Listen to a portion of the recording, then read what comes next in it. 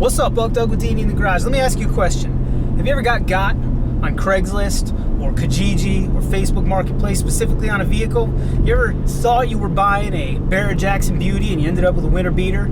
You ever been out there bidding on a rock bouncing bad boy and you ended up with a death wobble machine? Well, there's a reason for that, and it's not necessarily your fault. There is a covert language that exists out there amongst those Craigslist hot swappers and lemon slingers. There is a secret system of syllables, a whole other language where 1 + 2 does not always equal 3. In fact, it equals blue. What I want to do today is let you know how to slice through that cipher so that you can guarantee you're getting exactly what you're expecting every time. Get your money's worth every time so you can learn how to talk to those slick Rick internet pawn stars and determine exactly what it is they're trying to tell you. What we're doing today is decoding Craigslist speech. Here are a few of the common phrases you're going to see on Craigslist, Kijiji, Facebook Marketplace, the flyer stapled to the church bulletin board when they're trying to sell you a car, and exactly what those phrases mean or what they're really trying to tell you about the car. Because things are not always as they seem in the world of the automotive resale. Let's dig into her. This car right here, she'll always have kept in the garage. She was never seeing the rain or snow. This is a completely useless advertisement. What does it matter if it was garage kept? I'm gonna get there, and the first thing I'm gonna do is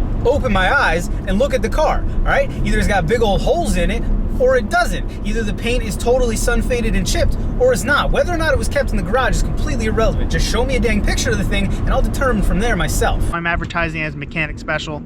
Someone who knows what they're doing can take control of it and really get it a good runner. This one is a trap. See, what all the guys like you and I here are, somebody mechanically inclined could have this thing running in 10 minutes with a $100 investment. And so we flock to it. But what mechanic special really means is this vehicle is possessed by an otherworldly demon. There are 2 haunted little Victorian children that live in the trunk, and they come out and chew up at the wiring at night. Stay away! Stay away! May God have mercy all ye who enter here.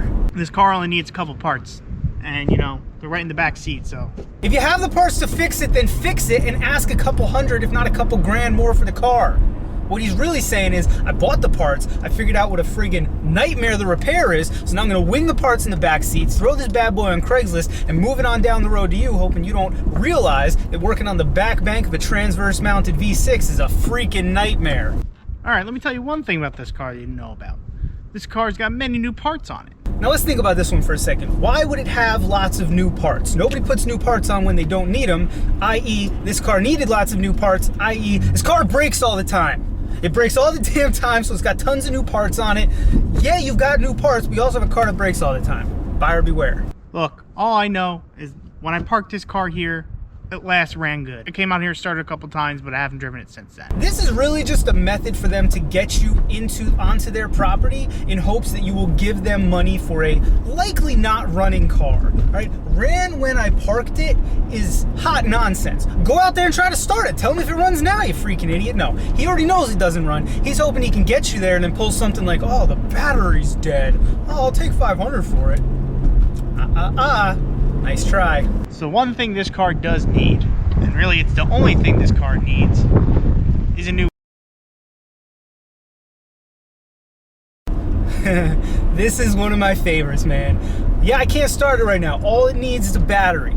All it needs is a starter. All it needs is an idle air controller. This guy is praying you don't show up with a battery or a starter or an idle air controller, because he knows full well that the new battery is not going to fix it, the new starter is not going to fix it, and in fact there's marbles in the engine block and this thing is never going to run again, right? He just wants to get you on the property. He's going to lure you in. Oh man, all it needs is a new battery, I can't start it right now, give you $500, bring a trailer, you're good to go. You're not good to go. You're good to go home. That BS. I tell you, this car always starts up with no issues. Never have a problem with the starting. This is a really weird flex. Like, why do you feel the need to tell me that it starts up fine, right? If I'm buying a vehicle from you and you don't tell me that it's not running, I assume it starts up fine. What you're really saying is it starts up fine. The issues come in much later down the road, long after the test drive, and I already have your money. I'll tell you, guy, the rims that I got on this car, you won't find anywhere. They're custom rims. Bubbling, chipped, curb rashed, Plastidip. No sale. Now, I know this car might not look like much, but I tell you one thing, it's a perfect car for a brand new driver. Basically, this vehicle could not possibly get any more beat or used up. What they're saying here is, by all means, spend the $500 on this car, because it doesn't matter if your kid bounces this thing off every tree, telephone pole, guardrail, another vehicle on the road on his way to high school every day. There's nothing he could do that could further depreciate the value of this truly hooped up vehicle. This model right here, the package it has, it's a rare car. Let's think about that for a minute. Why would something be rare? If something is popular and or good, they make a lot of them and then they sell a lot of them. You want to know why F-150s are not rare? Because they're good trucks. Everybody likes them and they just buy them, all right? You want to know why a vehicle would be rare? Because they made it, people looked at it and said, that's hot nonsense, I don't want it, and nobody bought it. So if it's 20 years later and it's a rare option, because nobody wanted it was new, you probably don't need it now. Since I own this car, I've never had any issues with it. Issues? Why are we even talking about issues? Either it has issues or it doesn't, but if it doesn't, don't even bring issues up. All you're doing by underlining the fact that it has no issues is implying it has issues. I'm just not going to notice them until it's way too late.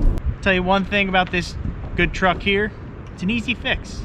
It's, you know, there's not a lot of work to do on it, just a couple small things, and it might take you 10-20 minutes, that's all. You know what, man, I believe you. I absolutely believe that the repair it needs that you're telling me about is an easy fix. Great example of this is something like, man, all it needs is this one new O2 sensor, and then you're good to go for inspection, when the guy knows full well it needs a full California compliant emission system that's gonna run you $2,500. I bought the car and I thought I had more time in my hands, but I never had time to fix it. So that's why I'm really just selling it now. It's because I need to get rid of it, and it's just collecting dust in my garage. This one is usually accompanied by the phrase, my loss is your gain. I guarantee the guy typing no time to fix it on his Craigslist ad, 6 months ago he got by the easy fix or the no issues or the parts or have the parts to fix it, got it home, realized none of that stuff was true, and now he's trying to move it on down the line so he doesn't have to deal with it anymore. So I gotta be honest with you, this car was in a minor accident. There was no damage, no real damage on it, but I have to at least be straight up and forward with you on that point. If it was really a minor accident and it's not affecting the way the vehicle's driven, why are you really telling me about it? It doesn't need to be said. What you're really saying was, this thing got plowed. It got T-boned by a triple axle dump truck. I did the bare minimum to get it on the road, and now I'm selling it to you before the issues start manifesting. So yeah, I don't know if you noticed, but if you looked at the tires, they're brand new. I just put them on, they're good to go. Should at least get 40 to 50,000 miles out of them easily. That's a good $400 or $500 savings right there. I've done a lot of stupid things in my life.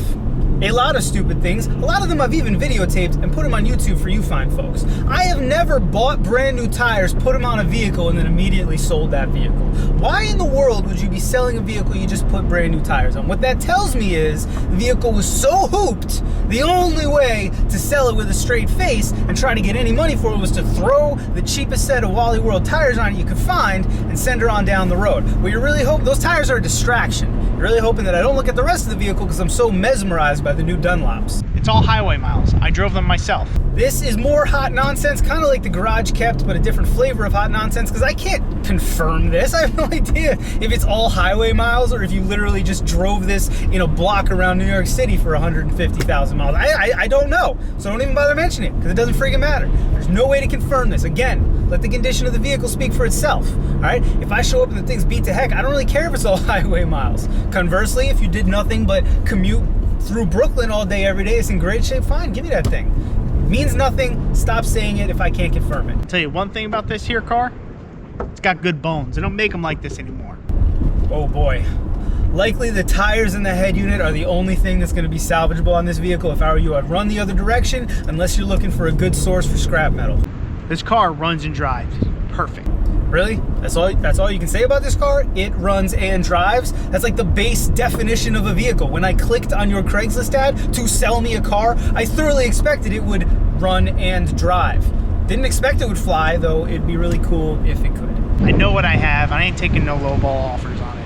Ah, yes, my absolute favorite. This is the close cousin to the probably not gonna sell it, just testing the waters.